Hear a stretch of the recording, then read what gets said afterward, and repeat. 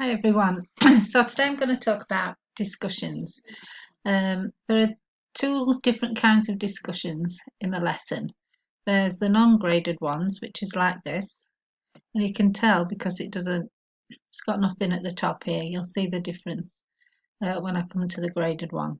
But these are here for students to be able to um, answer a question like this: to become converted unto the Lord, we must. So discussions, these kind of discussions, give a place for the students to be able to reply. So they just click reply and put the answer in that box. So you've got like this one where it answers a question, or quite often, like this one, you learn. And so it's there kind of to teach them to be able to identify the doctrines and principles in the scriptures. And so a discussion format is a place in which they can answer that question. This just says select reply.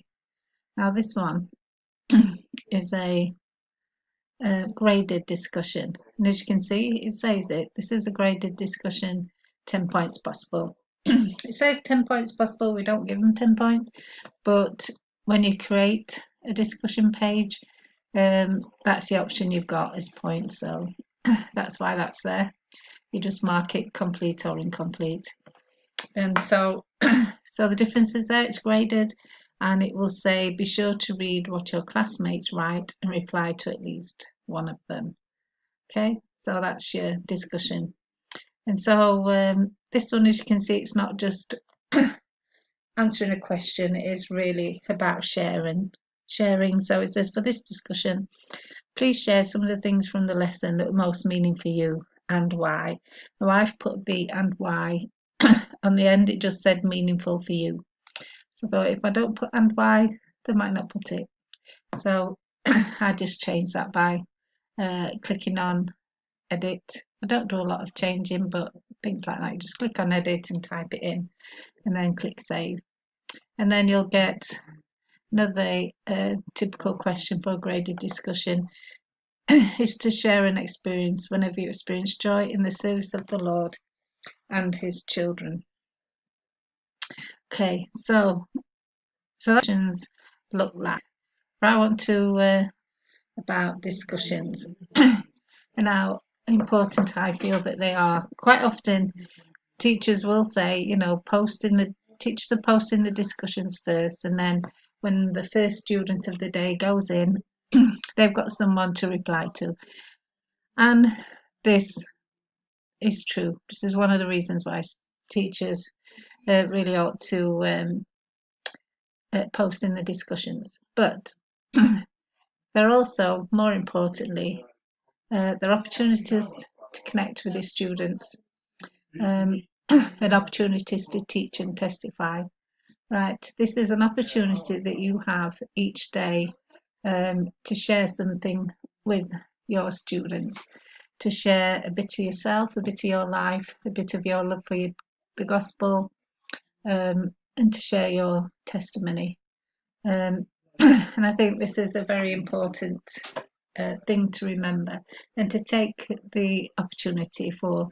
I pray before I post, so especially if nothing immediately comes to mind, sometimes quite often something comes immediately to mind and I know where I want to post, but if it doesn't, I'll pray and ask for the Lord to guide me, that I might post something that's meaningful to my students. And also it means that the students see you in the class every day. They're not going to go in if they don't see you in every day. They won't feel it's important for them to be in there every day. So this is an opportunity in which you can. I actually do the lessons a week ahead. So to catch those kind of things where you can maybe maybe want to do a little change in there to the lesson, or sometimes there's errors and you can catch them. So I do it Monday to Friday on the week before. Okay, so I'm going to show you some examples of what I've, first of all, a couple of examples of what I've posted, and then some examples of what the students. So these are kind of things that I share because I want the students to see how the Lord works in our lives and how they can hopefully see the Lord work in their lives, not just now, but in the future as well, and to see how the Lord helps them and guides them. So I did this one where I had a conference talk that helped me to overcome a weakness in which that I wanted to overcome, which was I said, I've struggled throughout my life with being upset by things done by some of those who are closest to me. I didn't like feeling this way or how it affected my feelings for the people involved. It was just only little things. I was watching conference in 2014. Sometimes you have to wait a long time for your answers.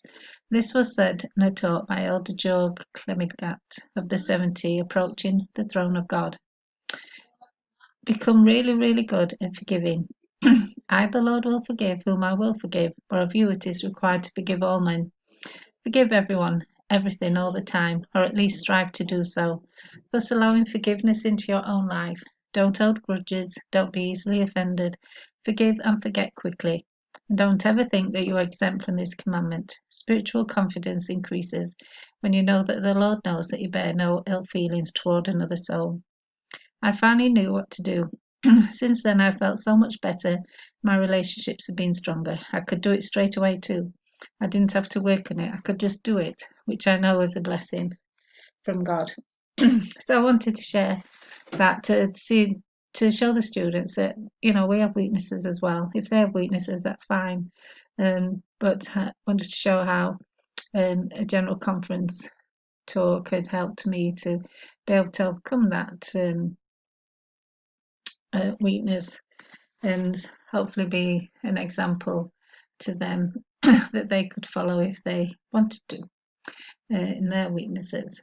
And then another example I've got is the way in which I've shared an example of how the Lord has helped me to do the things that He wants me to do. It says, when I was 21, I prayed about going on a mission. I wasn't really getting an answer, but I thought it was a good thing to do, so I talked to the bishop. He said he would talk to the state president. I still didn't get any answer about going, and eventually the bishop came back, saying that he and the state president felt I shouldn't go. 3 years later, I started getting promptings to go on a mission. What happened in those 3 years? I helped an aunt and cousins join the church. This experience showed me that God has a plan for us, and He will help us fulfill that plan if we turn to Him for help and guidance. Okay, so they were two of my better posts. But sometimes the students, quite often, the students do better than me. This was a question that we had in one of our discussions. It said, for this class discussion, share how the Book of Mormon has helped you grow closer to Jesus Christ. And this was the answer I gave. So the Book of Mormon has taught me more about the plan of salvation and the atonement of Jesus Christ. This has helped me see and feel the Saviour's love for me. It has also increased my faith in Jesus Christ and my testimony that He lives. It has also counselled me in living the gospel. And then the students, these are examples of some of the students' answers to that question, which I think was so 100% better than my answer. It says the Book of Mormon helped me grow my testimony in a time when I was kind of struggling because I was bullied and I wondered why I was being hurt. It gives me a book that I can read when I'm feeling confused, and it is 100% accurate. I can feel the Spirit and I want to follow Jesus Christ every time I read it. In the Book of Mormon, I feel as if life is easier every time I read it. It helps bear as a witness of Christ, as another testament of God. It is kind of like where missionaries go in twos. You will be amazed as you do your seminary at the answers that the student gives to the questions and discussions and in the writing assignments. You get to know what they're feeling and thinking and their testimonies, their faith, their desire in a way that you don't get the chance to see in a face-to-face class. And then just to finish, I'm going to just share with you one of my favourite answers that a student gave. Says the one thing that has made me become close to Jesus Christ is by likening the scripture stories to me. This way I can tell what I'm doing right and what I'm doing wrong, how I can continue and grow to be better. One example of this is my notices that as I've grown up reading the Book of Mormon, I notice that my family is very similar to Nephi's family. My family has 6 little Nephis, including me, but they are only like Nephi most of the time. The other times my siblings and I act like Laman and Lemuel, complaining as we go about our lives. I knew that I could become more Christ-like by doing some of the things that Nephi did, like praying for my heart to be softened and praying about things that may seem hard to believe. So never forget the importance of discussions and the wonderful blessing which they are to the class. As you post, not only are you sharing and teaching, as I said before, but you're also modeling for your students and giving them the confidence to share the things of their heart. And I know that as you do this and try your best, and that the students will respond, and that you'll be able to help your students grow in their testimony, in their faith, and bless their lives throughout the coming years. And I say things in Jesus Christ. Amen.